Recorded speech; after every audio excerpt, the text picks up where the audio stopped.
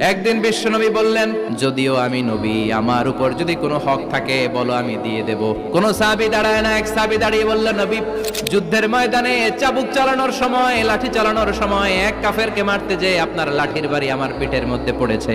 আপনার পিঠে আমি লাঠির বাড়ি মেরে এটারে শোধবোধ করে দিতে চাই। এই বললেন, আসো তুমি এসে আমার পিঠে লাঠি দিয়ে চাবুক দিয়ে বাড়ি মারো। সাহাবী বলে, ও নবী, তখন দুর্ভিক্ষের সময়ের যুদ্ধ ছিল, আমাদের গায়ে জামা ছিল না।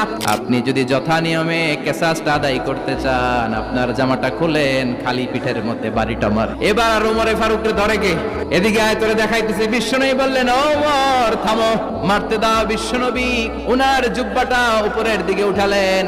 ওই সাহাবী বিশ্বনবীকে পিছন দিক থেকে জড়িয়ে ধরে ওই মোহরে নবুয়তের মধ্যে চুমু দিয়ে ফেলেছে। সাহাবী বললেন, নবী গো, এই নাটক করার জন্য আপনি আমারে মাফ করে দিয়েন। অনেক দিনের সাধনা, জল্পনা কল্পনা, আপনার মোহরে নবুয়তে আমার ঠোঁটটা আমি লাগাবো।